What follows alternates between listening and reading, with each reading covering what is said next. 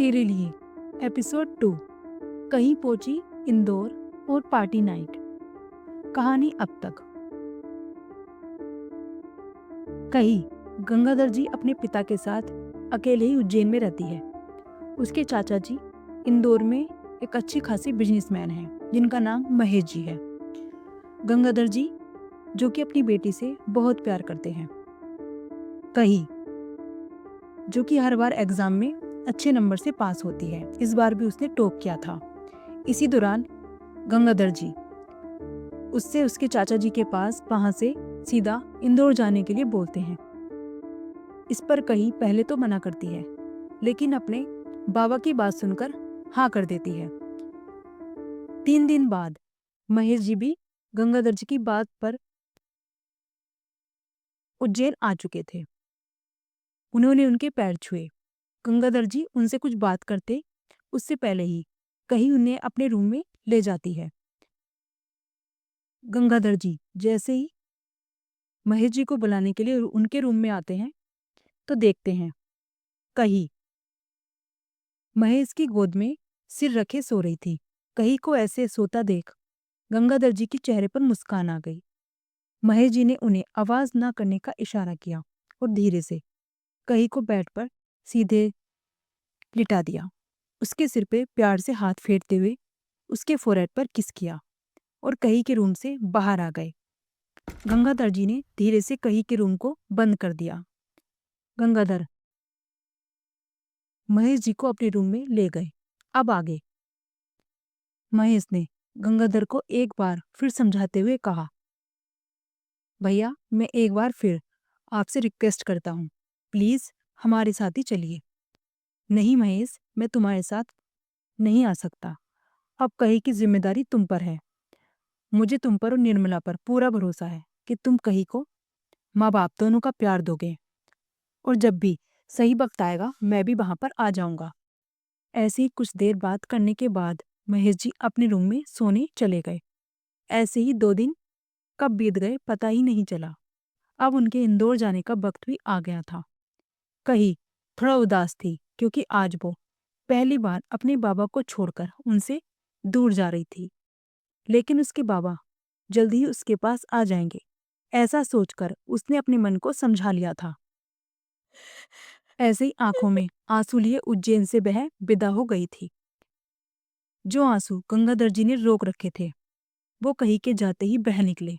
आज उन्हें अपना घर सूना लग रहा था क्योंकि इस घर की रौनक आज इस घर से दूर चली गई थी। इंदौर शहर स्मार्ट सिटी मध्य प्रदेश, जिसे इंडिया का सबसे स्वच्छ शहर का खिताब मिला हुआ है, जो बहुत ही खूबसूरत शहर है। कहीं गाड़ी में बैठी शहर की खूबसूरती को निहार रही थी। गाड़ियों की आवाज वहां पर आ रही थी, लेकिन कहीं उसकी खूबसूरती में खोई हुई थी। बड़ी बड़ी बिल्डिंग, खूबसूरत सड़कें, सब कुछ। माही आज पहली बार उज्जैन से बाहर आई थी।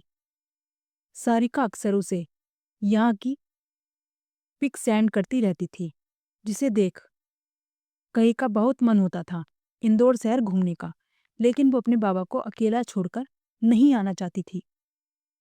इस शहर की खूबसूरती देख कहीं मन ही मन सोच रही थी कि जब बाबा यहाँ आएंगे तो हम एक साथ पूरा शहर घूमेंगे। ऐसे ही शहर की खूबसूरती देखते देखते वो लोग महेश जी के बंगले पर पहुंच गए। गाड़ी मेन गेट के अंदर आई। कहीं तो इतना सुंदर बंगला देखकर ही हैरान थी। उसने महेश जी से कहा, चाचा जी आपका घर कितना खूबसूरत है।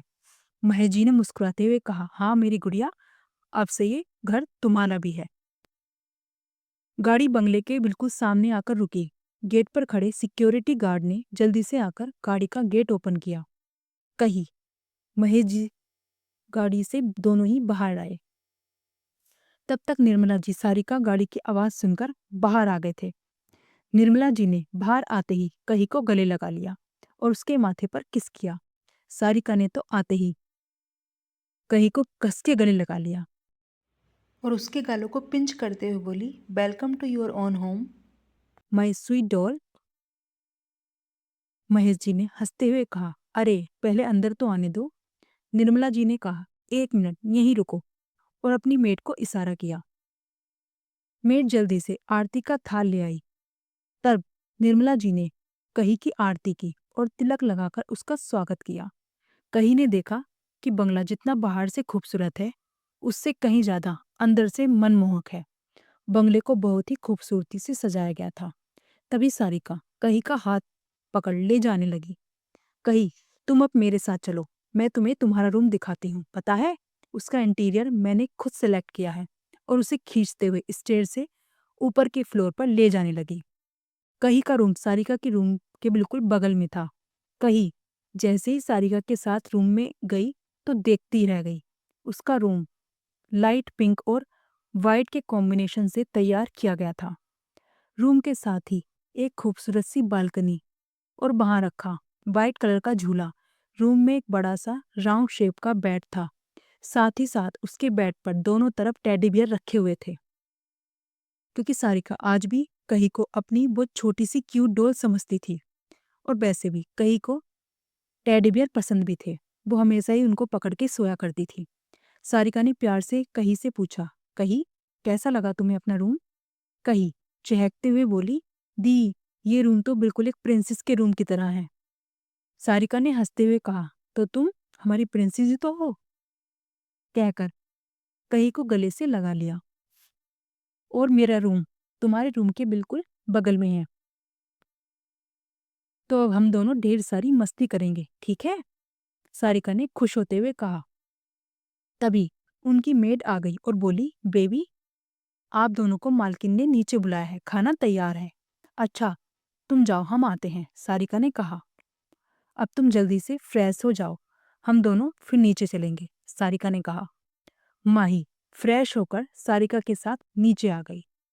इसी तरह कही को उज्जैन से इंदौर आए 1 महीने से ज्यादा समय हो गया था। सारिका ने कही को इंदौर की कई सारी जगह पर घुमाया, काफी सारी शॉपिंग भी करवाई। कही रोज अपने बाबा को फोन भी करती थी और ढेर सारी बातें करती थी। वो आज कहाँ कहाँ घूमने गए, क्या क्या खरीदा, पर वो रोज ये पूछना नहीं भूलती थी कि आप इंदौर कब आ रहे हैं। गंगाधर जी कोई ना कोई बहाना बनाकर उसे समझा लेते थे। कही का इंदौर के सबसे बड़े कॉलेज में एडमिशन भी हो गया था। अब वो रोज कॉलेज जाने लगी थी। उसके तो कॉलेज में दोस्त भी बन गए थे, प्रिया और टीना। प्रिया पढ़ाई के अलावा सब काम में होशियार थी। वहीं टीना एक टॉम बॉय की तरह थी, पढ़ाई में भी ठीक ठाक थी। और वो दोनों ही कही की बहुत केयर करती थी। कही थी ही इतनी स्वीट नेचर की कि सब उसे प्यार करते थे। कही कॉलेज में अपने लेक्चर अटेंड कर रही थी कि तभी उसके फोन पर सारिका का मैसेज आता है, कही फ्री होकर मुझे कॉल करना। कही ने रिप्लाई किया, ओके दी, और वापस अपना ध्यान लेक्चर सुनने में लगा देती है। करीब 1 घंटे बाद क्लास में खत्म हुई तो वो और उसकी फ्रेंड क्लास से बाहर आई। प्रिया ने बाहर आकर ऐसे जताया कि जाने कौन सी लंबी कैद से आजाद हुई है। ओह गॉड, फाइनली आजादी मिली। यार, इतना लंबा लेक्चर कौन देता है? कुछ देर और होती मैं तो बेहोश हो जाती। और बेहोशी का नाटक करने लगी। टीना, हाँ, पढ़ाई के नाम पर तो वैसे भी तुझे बेहोशी आती है। और हंसने लगी। प्रिया, हाँ यार, मैं तो थक गई बोर होते होते, और मुझे भूख भी लगी है। अपने पेट पर हाथ रखते हुए बोली, चल कैंटीन में कुछ खाते हैं। कही हंसते हुए, हाँ चल, बड़ी मेहनत जो की है तुमने। बोर होकर और हंसने लगी। इस बार टीना को भी हंसी आ गई। तीनों कैंटीन की तरफ ही जा रही थी। तभी कही को याद आया कि उसे सारिका को फोन करना है। उसने प्रिया और टीना से कहा, तुम लोग चलो, मैं एक फोन करके आती हूँ, तब तक तुम खाने का ऑर्डर दे देना। प्रिया, ठीक है, पर जल्दी आना, कहकर दोनों चली गई। कही ने सारिका को फोन लगा दिया। 2 रिंग के बाद ही सारिका ने फोन पिक कर लिया। हेलो कही, मैं कब से तुम्हारे फोन का वेट कर रही थी। कही, दी बस अभी क्लास खत्म हुई तो मैंने आपको कॉल किया। क्या कुछ काम था? सारिका, हाँ कही, आज मैंने क्लब में एक छोटी सी पार्टी रखी है जिसमें मेरी सारी फ्रेंड्स आने वाली हैं, तो तुम्हें भी मेरे साथ चलना है। मैं तुम्हें अपनी सारी फ्रेंड्स से मिलवाना चाहती हूँ।